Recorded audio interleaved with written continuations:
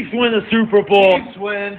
Cry, Eagles, cry. Great, excited to be back in the league. You know, every day I got the Three Stooges in the studio with me is a good fucking day. Mm-hmm. You know what I mean? So let's make sure he gets that bag. F-R-A-U-D-S, fries!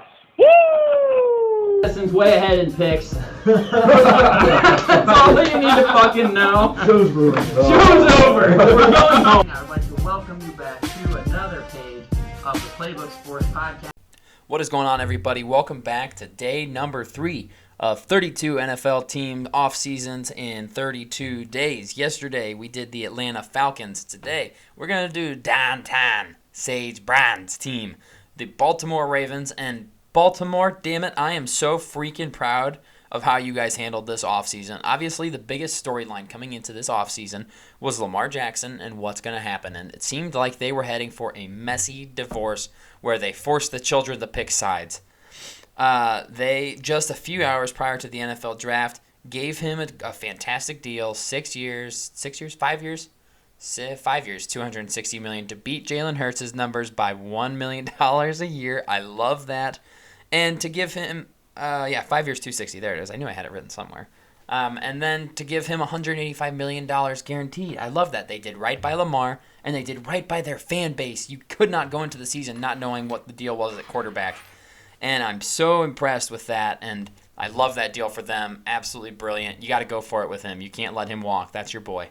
Before he was signed, I had questions for, what are they doing? They weren't making any moves. Their only signing for this offseason really was Odell Beckham Jr., who is he even going to be Odell anymore? He's coming off of an ACL tear in the prior Super Bowl with the Rams, and we haven't seen him on an NFL field the entire past season. It's going to have been a long time since he played football when he steps back on that field, and I was just not impressed with their additions, but glad to know now, with hindsight, they were saving their money for Lamar. As far as losses go, relatively understated, honestly. Ben Powers' departure leaves a little bit of a hole there at interior offensive line as he jetted off to Denver for a solid bag. But I'm sure they will find a way to plug that position. Let me talk about their draft let me give you their draft grade and talk about their draft before I grade their offseason as a whole, because they are crushing it.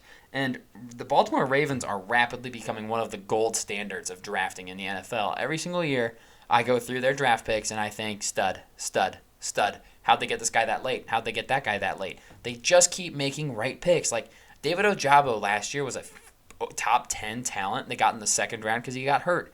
They understand that they're drafting for now and for the future, and they do it as well as anybody. I would say them and the Eagles have been the best drafting teams in the last couple years. They're just always finding the value.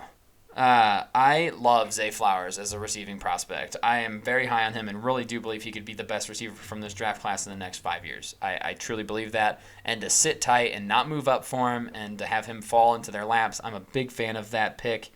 But they had other picks that I absolutely loved more. Trenton Simpson was commonly mocked at the end of the first, beginning of the second, and the Ravens got him at pick 86. Are you kidding me? What are we doing? How on earth is he falling to pick 86 when he is a consensus top 2 interior linebacker of the draft? You could argue between him and Jack Campbell all you want, but it's an argument, and Jack Campbell went at 18. This guy went at 86. Oh, and it just so happens that Patrick Queen didn't get his 5th-year option picked up. See you, Patrick. You're on the out. They just paid Roquan Smith. They're not going to pay you because they just drafted your replacement, who is going to be just as good as you probably. No offense. I'm a big fan of Patrick Queen. But this guy's a stud. Trent Simpson's an absolute stud. And then they made my personal favorite pick of the entire draft. I talked about this guy after the Combine. I marked him down as a Combine winner, even though what happened to him was very unfortunate. Andrew Voorhees, offensive lineman out of USC. Initially marked as a mid to late, probably day 2 pick. Absolute mauler in the run game. Just needs to work on pass pro a little bit. Guys, they got him in the 7th freaking round. This was a guy that if 4 or 5 months ago before the Combine had said, hey, we're going to get this guy, we're going to draft him, they would have been like, oh, okay, probably 2nd, 3rd round, maybe trade up into the end of the 2nd round and get him. No, they got him at pick 229 because, yes, he tore his ACL at the Combine, and they recognize, he's not going to play this season. That's okay because we're going to plug and play someone in Ben Powers' spot for a season, and then next year that's Voorhees' spot on a 7th round contract. He's getting paid dimes, everybody. He is making nothing, and he's going to be a stud for them. That was an insane find. The Ravens are kind of assholes, honestly. Pardon my French. I hate how well they're drafting. They drafted my favorite center last season in Tyler Linderbaum. Kyle Hamilton was one of the highest graded safeties in the entire NFL last year as a rookie. They just draft, man. They're just such good drafters. They get an A for their draft. I'm giving them a solid, very strong A. You guys, they've absolutely crushed this offseason. Like, I can't find a fault with it, especially now that I would have liked maybe, instead of Odell, maybe gotten DeAndre Hopkins, but I don't know what the asking price is for him. And Odell, if he comes back and plays like the Odell we were seeing towards the end of the year with the Rams, now you've just turned this wide receiver room in from an absolute liability for Lamar. And his entire career, he had nobody to throw the ball to except for Mark Andrews. And Rashad Bateman went from being the number 1 in that room to probably being the number 3, fighting Zay Flowers for that number 2 spot, and they still have Mark Andrews. They have just done everything right, and it's kind of getting annoying at this point that they continue to just keep doing these things right. So knock it off, make a couple of bad picks every once in a while, please, and let the rest of us have some fun, okay? I root for my friends' teams.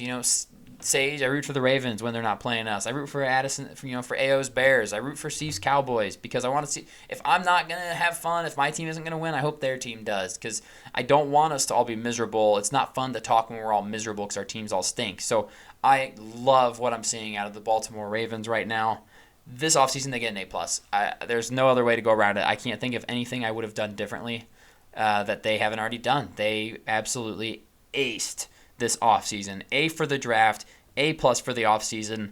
And when it comes to the 3 types of teams, this is very clearly a team that is desperately trying to win right now. And they're recognizing the talent in the AFC, and they are stockpiling talent themselves, you guys. Nice job, Baltimore. You have absolutely crushed this offseason. I wish we didn't. We have to freaking play you guys for a 3rd year in a row. Why can't we get a couple of years off, man? God, let us play like the Browns or the Steelers again. That'd be better. But that's what I got for you guys on the Baltimore Ravens offseason so far. That is team number 3 of 32. And we will be back at it tomorrow with team number 4 in the series.